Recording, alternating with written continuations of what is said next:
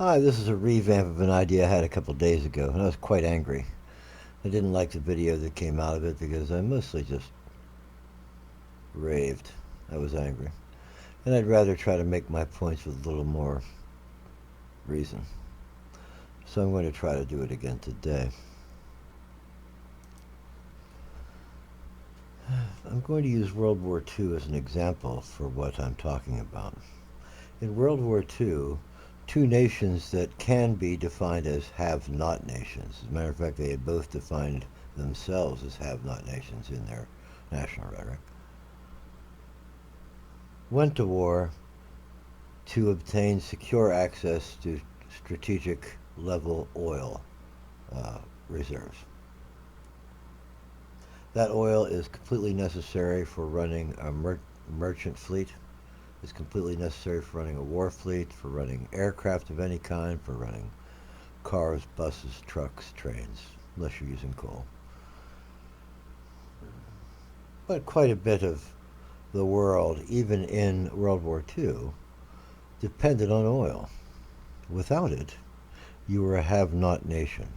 It was okay to be a have-not nation, but for Germany and Japan, it was a special problem in the eyes of their national leaders. So, both Germany and Japan went to war to secure access to strategic level oil reserves. Both failed, and that is why they lost the war. Had Germany and Japan been possessed of uninterruptible supply of oil tankers and oil wells themselves and refineries and whatnot, they might have held out for years. I don't think they would have defeated the West, but they certainly would have made a worse fight of it.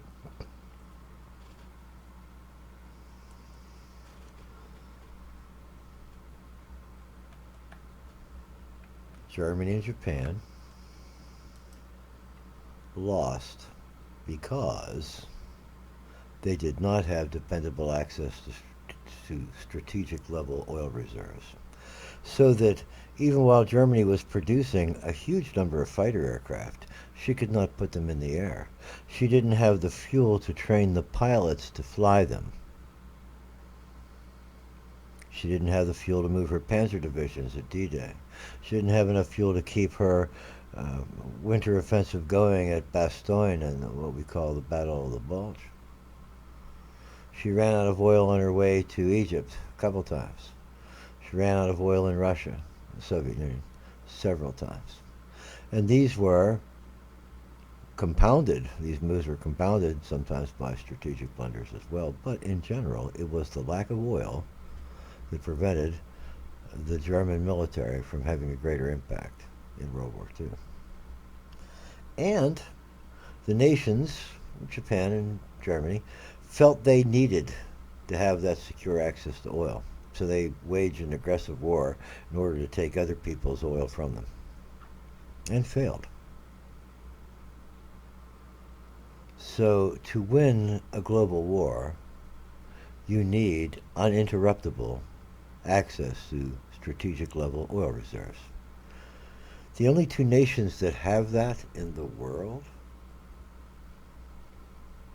are the United States of America and Russia and her near allies.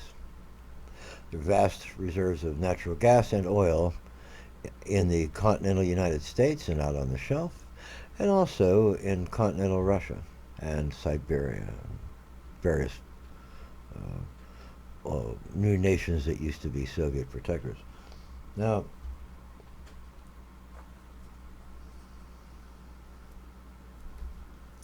we are capable, Russia and the United States of America, of waging an aggressive war across an ocean. Because to do so, you must have uninterruptible access to strategic level oil reserves. And we have them, Russia and the United States. The United States is, the largest producer of gasoline. Yeah, we are. And I don't know if we still are, but we have long been the largest producer of diesel oil. Because even though oil may be pumped elsewhere, it is shipped to the United States for processing into higher grade fuels. The oil that comes out of the ground is no good for ships. The oil that comes out of the ground is no good for your automobile or a tractor trailer. The oil that comes out of the ground has to be refined, and though there are refineries in the oil-bearing nations that are not the United States and Russia, we have most of the big refineries, and the ones that produce the highest quality of gas in the most quantity. We are the have nations. Great Britain has some wonderful ships, wonderful aircraft, wonderful tanks, beautiful military, but she does not have uninterruptible access to strategic levels of oil. So she really can't prosecute a war very well. The last war that she did so, which was the Falklands, cost her an arm and a leg, financially and in terms of national reputation. It might be said that Great Britain never recovered from World War I. And then you might say again that Great Britain never recovered from World War II, and it seems evident that Great Britain did not altogether recover from the Falklands conflict. Those conflicts cost a huge amount of money. And without oil, you can't wage that kind of war.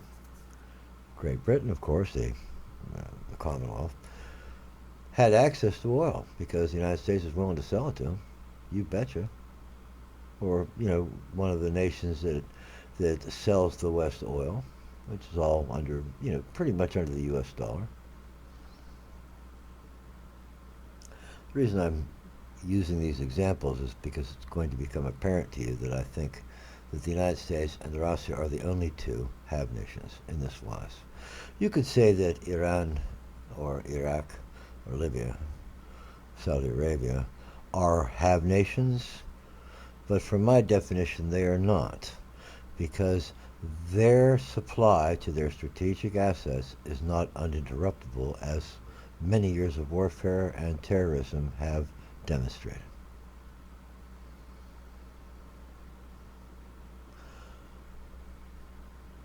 Add to that the aggressive military-industrial complexes of the United States and Russia. They are the best in the world. Nobody makes better aircraft. Nobody makes better electronic systems, or if they do, we use them. We buy BAE and Norinco if we had to, but we buy Allied technology wherever we feel it is cheaper or competitive with our own. Russia, of course, builds a great deal of her own stuff, and we sell stuff to other nations, and the Russia sells stuff to other nations. There's a brisk business going on in selling military equipment to our allies, and to people we hope will be allied to us, and to people we hope we can pull the wool over their eyes, and they're hoping the same thing about us. And now we come to the crux of my proposition here. Russia and the United States of America present the only credible strategic threats, though being a member of the nuclear club opens up a wider vista. It does not give you the ability to put boots on the ground, to occupy foreign soil. You can deny that foreign soil, but if you ruin what you want of the enemies, you shot yourself in the foot. Nuclear option is a bad option, all around, even to the winners. So we're left with conventional war, wars of aggression to take territory, to take resources. And the only resource worth fighting over is oil. The United States and Russia, I hope we don't go to war, even though we posture, both of us. And both of us threaten the other, and both of us do really dumbass things in terms of the technological to and fro that goes on between our nations, struggling to tap each other's communication. Strategic thoughts. But one thing I can state with certainty is that China, mainland China, is a have-not nation. That's right. Where the United States of America and Russia are bulk exporters of oil and oil products, China is a bulk importer of bulk oil and oil products. China is in the exact same boat, so to speak, as Germany and Japan were in World War II.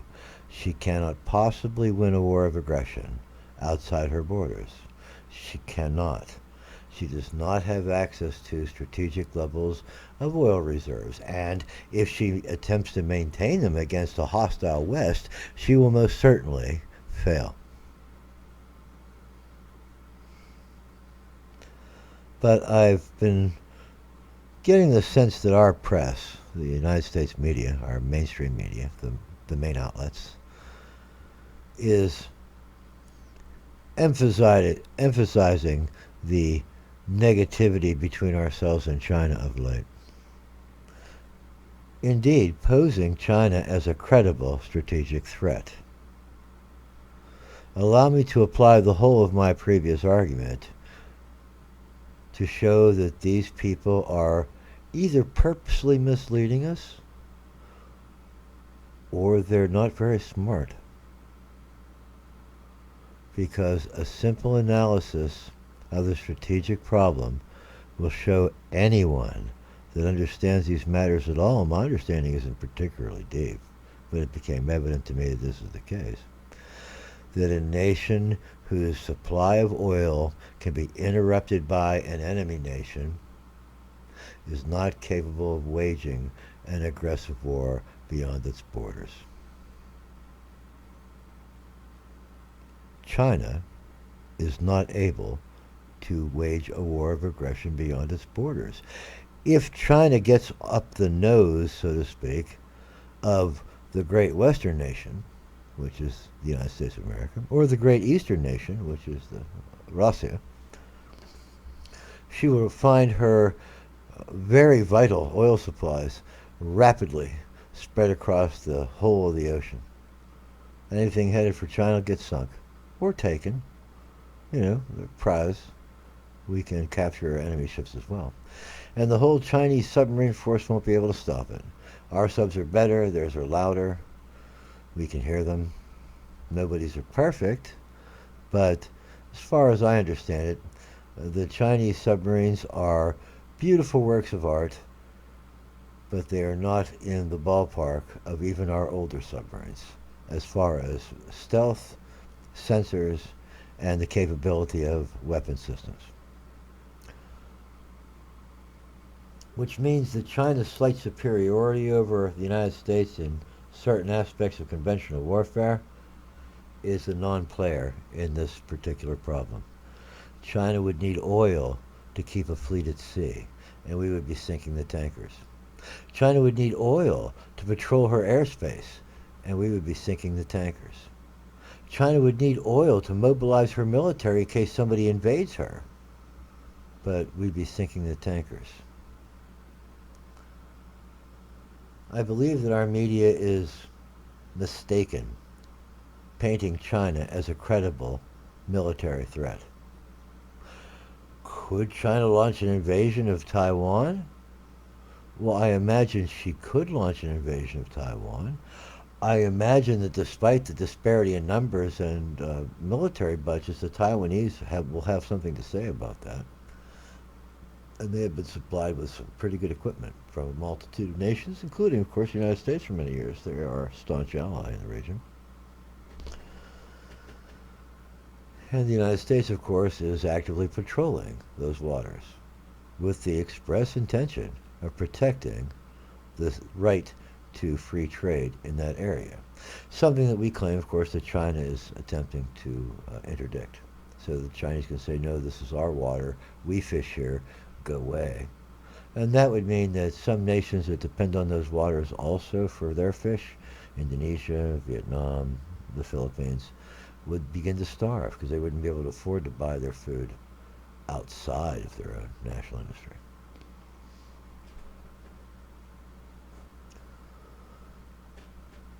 But I believe that China cannot assure a dependable, strategic level supply of oil, which is the very basic thing that any modern military needs to survive. It is the lifeblood of any modern military. I believe it's not unfair to state it that way. and China doesn't have it. If she needs a transfusion, she just run all the trucks to the end of their fuel and used all the Bowsers up, and now she's out of fuel, and she's waiting for those tankers. And the United States has put them all on the bottom, because we're very good at that. We sink tankers like you wouldn't believe. I mean, you think the Somalis do it? You think that the Straits of Hormuz, where the Iraqis and the Iranians were, sinking tankers right and left for a while in the 80s? You think that that's power? We sank the entire Japanese merchant marine in World War II, the whole one. They didn't have ship one to transport oil or rice or air or water or anything by the time we were done. And this is what's going to happen if we go to war with China in the region, because China is a have-not nation. She does not have a dependable, secure access to her strategic oil supply. This is the cutoff point. That's why the United States could go to Iraq. That's why the United States could go to Panama. That's why the United States could go to Afghanistan. That's why the United States could go to Vietnam, because we could ship the oil to where our vehicles were going to use it. And no offense, but in the current strategic outlook, China can't. This is Wild Bill.